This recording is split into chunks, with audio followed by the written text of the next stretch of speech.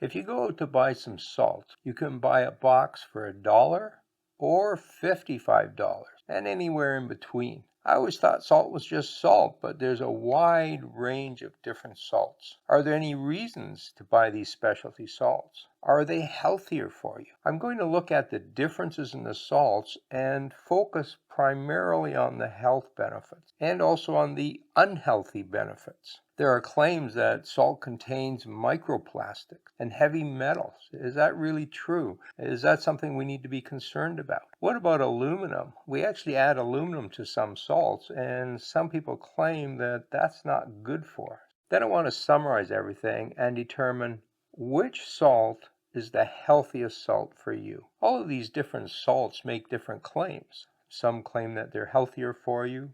Some taste better. Some have less processing, so they're more natural. Everybody wants their food natural these days. Is that really a good thing? Now, in summary, all salt is at least 95% sodium chloride. That extra 5% is what makes these salts different from one to another. That 95% sodium chloride is identical in all products. There is no such thing as super sodium chloride. So the majority of the material in any of these products is identical. The debate is over the extra 5%. Let's first go through some popular types of salt. And number one has to be our common table salt. This is salt that's mined from underground. It's highly processed to clean it up. And then the manufacturers add some things to the salt. One of the ingredients is iodine. Now, why would they do that? Well, in the 1920s, we discovered that a lot of people had iron deficiencies that were causing health problems. So companies started putting iodine in the salt, and that pretty much eliminated these deficiencies, or so we thought. I'll come back to that later in the program. Switzerland and some countries in South America add fluoride to their salt. This is similar to the fluoride that we add to our drinking water in North America, and it's there to help fight tooth decay. Iron and folic acid are also added to salt in some countries. When the country realizes that they have deficiencies in iron and folic acid, they add it to the salt, and then the whole population gets an increase in those materials.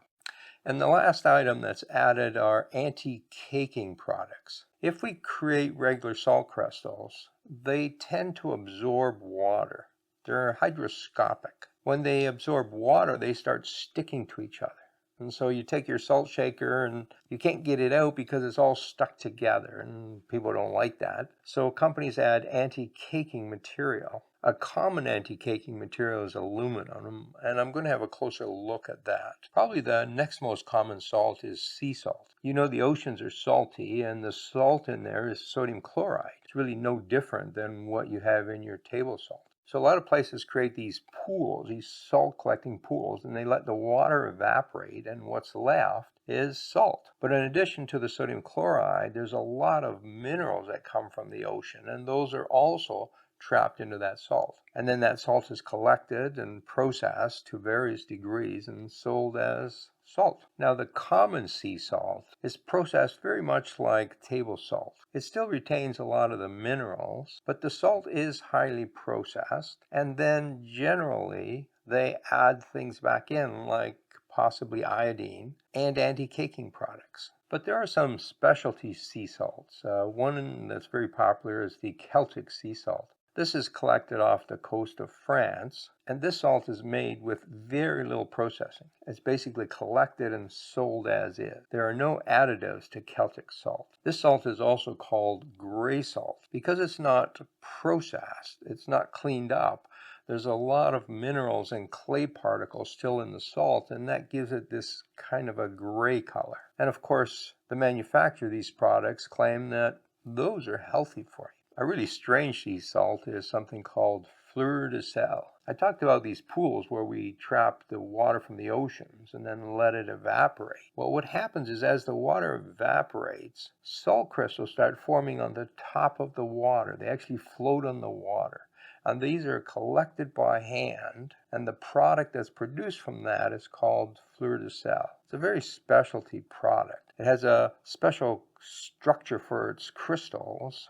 It has a lot of moisture in those crystals, and people claim that That makes them really special for cooking. Another specialty salt is the Himalayan pink salt. Now, this salt is mined from underground, and it's the result of an ancient seabed. So millions of years ago, the water evaporated, depositing all this salt. What makes it unique is the color. It has this pinkish red color. The color itself comes from iron oxide, which is rust. And depending on how much of that material is in the salt, you go anywhere from almost a white product to a very dark reddish product. It also contains a lot of minerals, and the salt is harvested, broken up into chunks, and very little processing is done to it. Now, the claim is that it has 84 different minerals in it. That may be true, but our bodies can't use 84 different minerals.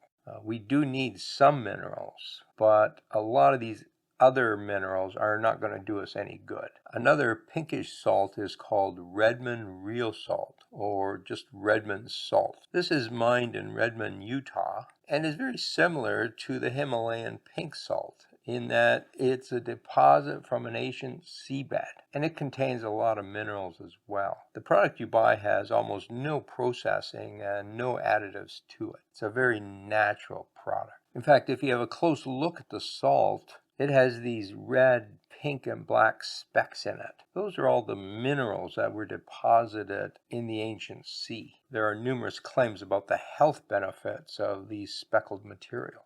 The last category of salt I'd like to look at is the kosher salt. This salt is very popular with cooks because of its texture. The term koshering salt started with the way the Jewish people prepare their meats. They have to eat their meats without the blood, and so they coat the meat with salt, and that salt extracts the blood. That's the koshering process. And the salt they use is now called kosher salt. And it's also sold as a salt for home use. Now, the salt you buy has not been contaminated with blood from meat. That's just one of its uses. Like table salt, this salt comes from underground, but it's processed differently to give it that special crystalline structure. It does not have iodine added, but some of the products do have anti-caking compounds added. The claims for this salt include the pinch. It's the texture you have as you're putting the salt in your dish. The adhesion property, again, because of its structure, it sticks more to your food. It has a very clean flavor because the iodine hasn't been added. Now, salt that has iodine added doesn't have very much added, but it can give it a bit of a taste. And people like the dissolution rate of kosher salt. It dissolves very quickly in water. So there you have it. Those are the main salts that you can buy on the market. Now let's ask an important question. Are these salts healthy for us? Well, it turns out that when this salt gets put into water or is absorbed into our bodies, the sodium and the chlorine molecules separate into ions. Both sodium and chlorine are necessary minerals for us to eat, but we need very little of them. And the focus is more on the sodium aspect. Everybody needs a certain amount of sodium, so sodium is absolutely necessary for good health. The problem is that in developed countries, we actually eat too much sodium. And too much sodium causes a number of heart problems. So over the last number of years, doctors have been telling you, eat less salt. So salt is healthy because you need it, but if you eat too much, it will harm you. It turns out that only about 11% of the salt we eat comes from salt shakers. The balance of that we get in our food. Now, everything has sodium in it. Fruits and vegetables, which are very healthy, they contain sodium. Meats also contain sodium. But where we get most of our sodium is from processed foods. That salami that you really like, yeah, that's got a lot of sodium in it. Potato chips, sodium. Another source of high levels of sodium are from restaurants. A lot of those meals have more salt in them than you use at home. So a little extra sodium is not healthy for you and can cause long-term problems. But did you know that short-term, it's also very toxic? 4 tablespoons of salt will kill you. I talked earlier about the anti-caking compounds that are used. One of the popular anti-caking chemicals includes aluminum. Now, the amount is quite low. In the US, it has to be under 2%, and most salt products that have it added are less than 1%. Aluminum does cause health problems, so it's a good idea to avoid eating it. But our bodies are able to take the aluminum that you eat and slowly excrete it. So for most of us, a small amount of aluminum is not a problem. You have to remember that we get aluminum from everything.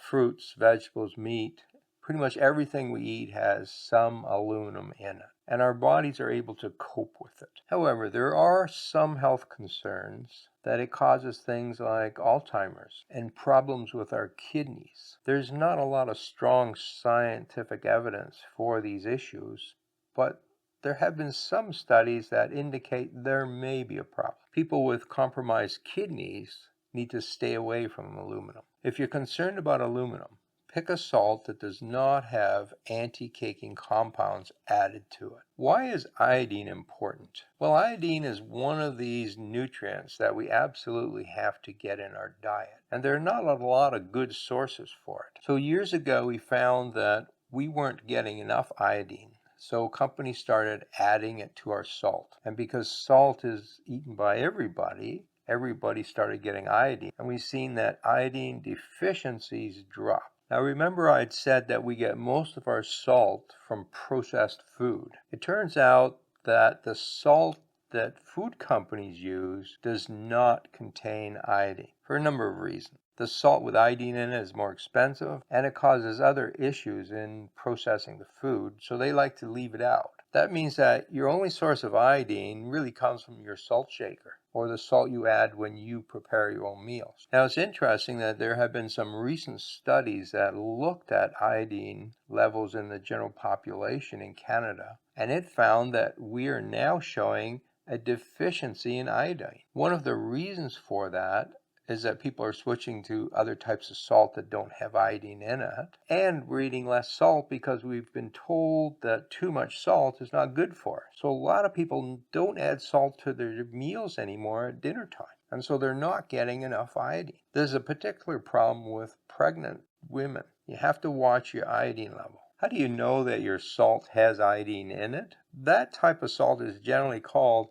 iodized salt. That word iodized means it has iodine added. So if you're concerned about your iodine level, pick a salt that is iodized. Now, a lot of these natural salts claim that these extra minerals are good for you. And that's sort of true. Our bodies need a lot of minerals: calcium, magnesium, manganese, the list goes on. But these salt products have more minerals than our bodies actually need. So they're not all healthy for us. In fact, along with the good minerals, you also get minerals that are not healthy for us, including heavy metals. So when we take sea salt and dry the water off, we're left with whatever's in the ocean. Now that ocean has some good minerals, magnesium, calcium, but it also has some heavy metals, and those are also in the salt. Most of the health claims for these minerals are not valid claims. Remember that it's only the 5% of the salt that has these extra minerals in it, and we don't eat that much salt.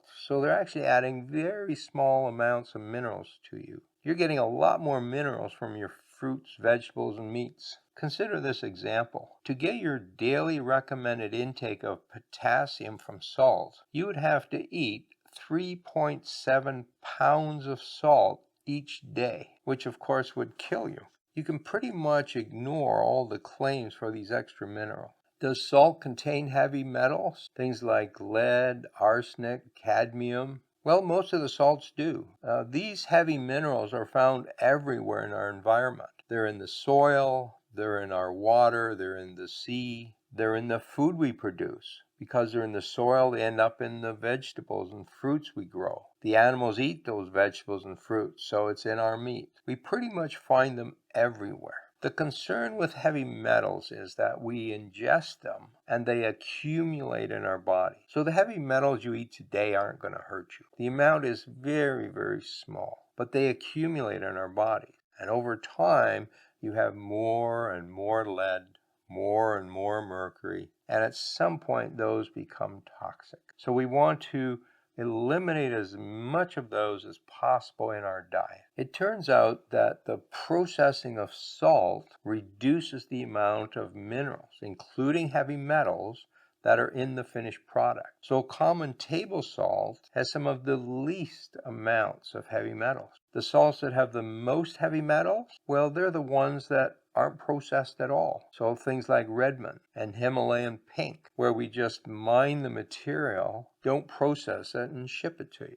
The other place we find a lot of heavy metal is in sea salt. It's in the ocean, and when we collect the salt, it's part of the salt product. Now, if sea salt is heavily processed, then you'll have less heavy metal. Now, are heavy metals a problem in salt? I don't want to scare you here. The amount of these materials is quite low, even in the unprocessed salt. But again, the concern is that they accumulate in our bodies, and even though we add small amounts, over time, they add up. What about microplastics? You might not have heard this term before. We're creating a lot of plastic, and what happens over time is that plastic breaks down into smaller and smaller particles. At some point, they're very tiny and we can't see them, and we call those microplastics. And if they get even smaller, we call them nanoplastic. These are tiny plastic particles, and we're finding them everywhere. In the soil, in the water, in the plants, in the food. They're everywhere. When you grow a carrot, that carrot actually absorbs microplastics from the soil, and it ends up in the food that we eat. So you shouldn't be surprised to find out that salt also contains microplastics. In fact, all salt that's been tested has some. The salt that has the most microplastics is the one that comes from sea salt. A lot of our plastic either ends up in the ocean or ends up in the rivers that drain into the ocean, or in the soil around the rivers where it's breaking down and the microplastics end up in the rivers and into the ocean. So sea salt has a lot of microplastic. Processing of salt removes the larger particles, but it doesn't remove the nanoplastics. The really, really tiny pieces are so small that even our processing and our filtering systems can't get rid of it. What about these ancient seabeds? I mean, we didn't have plastic around when those were formed. Well, it turns out they have the least amount of microplastics. So things like Redmond and the Himalayan pink, they have very low levels. And you might wonder, well, why do they have any? Well, as soon as we start mining them, they're exposed to our environment. We're shipping them around, we're putting them into trucks, we're putting them into bags, etc., and they accumulate some microplastics, but they have the least amount of microplastics. So are microplastics a problem? Is it a health problem? Well, we don't know yet. That's one of the scary parts about this. We do know that your body now contains quite a bit of microplastic. What we don't know is what the health implications are of that. The one thing we can say is that since we don't eat a lot of salt compared to other foods, the other foods are probably a bigger risk factor than the salt itself. So maybe they're not a big concern at this point. All right, back to our main question. Which of these salts are the healthiest? Well, natural products that aren't processed have a lot more minerals in it, but they also have heavy metal. The amount of good minerals in these products is quite low, and that's really not a big health benefit, but the extra heavy metals is a health risk. It turns out that the more processed the product, the safer it is. Processing eliminates more microplastics, it eliminates the heavy metal, and much of the processed salt has iodine added, which is a definite health benefit. So if you look at all the health factors, you have to conclude that our common table salt is actually the healthiest salt for you to eat. And it turns out it's also the cheapest. I think that will come as a big surprise to most of you, but I can't see any reason for spending a lot of money on specialty salts if you're interested in getting a healthy salt.